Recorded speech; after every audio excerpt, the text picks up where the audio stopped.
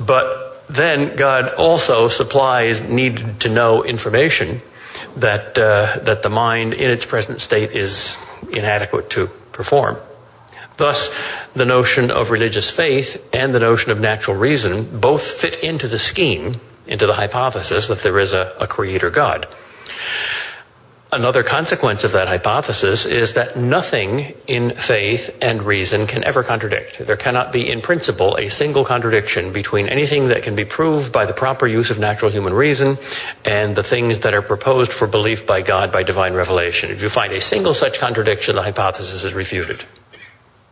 That makes the biblical God very vulnerable to disproof. He's still around, though. I don't think, however, that he is sitting with bated breath waiting to see the cogency of my proofs tonight so that he knows whether he exists or not. What kind of proof am I talking about?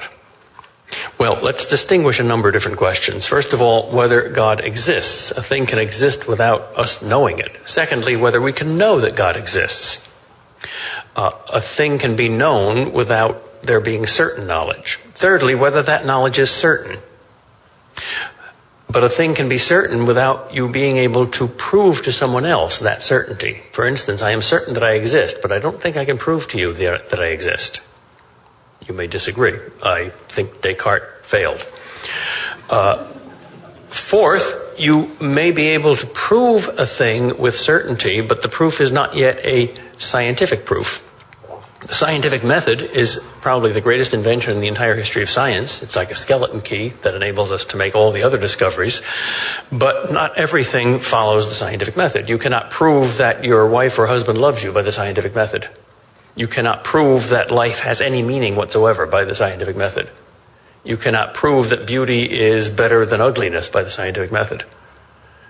So I do not think that you can prove that there exists a God by the scientific method. Some people may disagree with that, but I do think you can prove that God exists by good logic. There's two extremes then. The rationalist extreme is to either prove everything about God or claim to prove God by the scientific method. I don't think that can be done. The irrationalist extreme is it doesn't matter, it feels nice, so I'm going to believe anyway. There are various kinds of proofs. There's a practical proof and a theoretical proof. A practical proof doesn't prove that God exists. It simply proves that it's practical to believe in him. The most famous of these is Pascal's wager. I'm going to give 7 proofs for the existence of God tonight. That's the first one. The second kind of proof is theoretical proof. Proof that proves that something is the case, whether it's practical or not. To quote William James once again, there's 2 kinds of people in the world, the tender-minded and the tough-minded. The tender-minded put practice above theory. The tough-minded put theory above practice.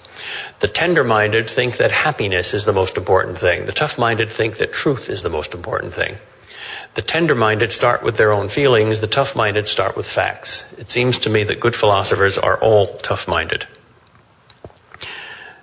So I'm not going to give any tender-minded proof. However, some proofs are only probable and some are certain. I will give one probable proof. That might be a contradiction in terms, if you mean by a proof a certain demonstration. But the proof that's often called the argument from common consent, I think, is a very reasonable reason for believing in God, even though it doesn't prove that God exists. The other proofs, I believe, are certain. I know of at least 24, probably 4 dozen, proofs for the existence of God that claim to be certain. I think at least half of them are valid. I don't think, by the way, that Anselm's ontological argument is valid, but I do think that, well, the following 5 proofs are valid. Number 1, the argument from the first cause, or the contingency argument. Number 2, the design argument. Number 3, the moral argument. Number 4, the argument from desire. And number 5, the existential argument.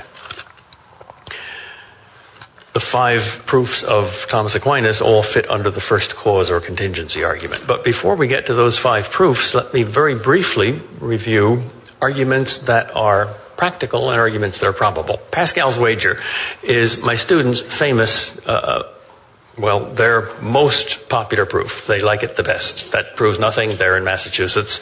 But there are more philosophers, however, in Boston per capita than any other city on earth. The reason is philosophy is the love of wisdom, and wisdom comes from suffering.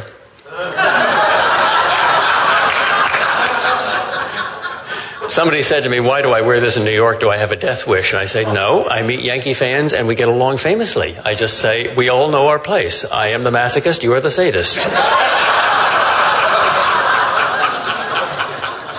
There are certain things, like the law of non-contradiction, that are absolutely certain.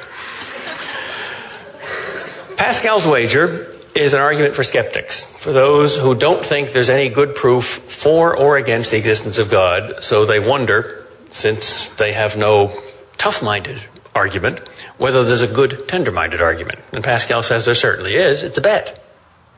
What can you win? There's two things everybody wants, truth and happiness. According to the skeptic, you can't find the truth about God, no matter how hard you try. Well, let's calculate on happiness then. If there's a God, and if you believe in him, then you attain eternal happiness. That's a good bet. However, suppose there's no God. Well, then if you believe in him, it doesn't do you any harm. There's no payoff. There's no winning or losing after death.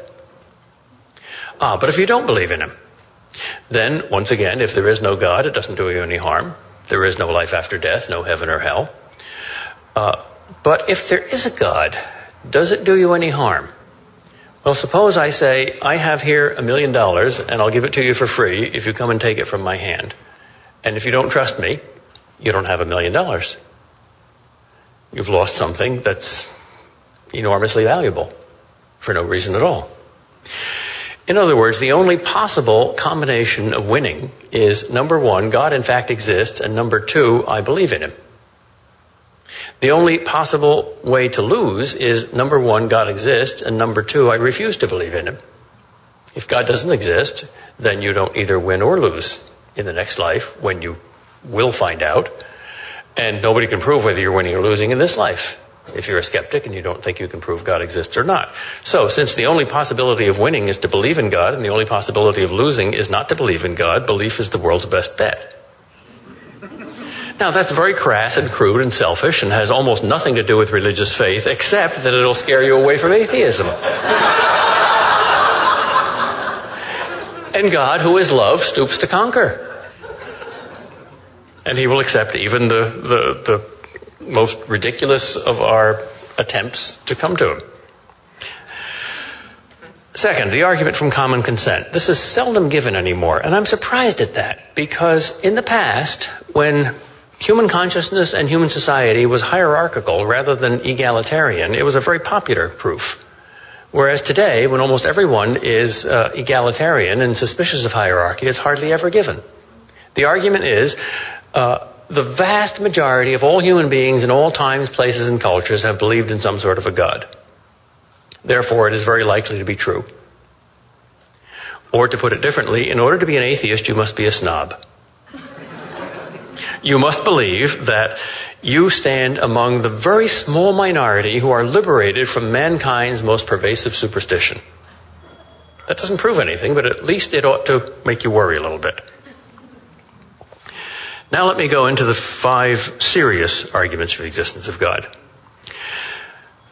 The first cause argument is, in one sense, very simple, and in another sense, very complicated.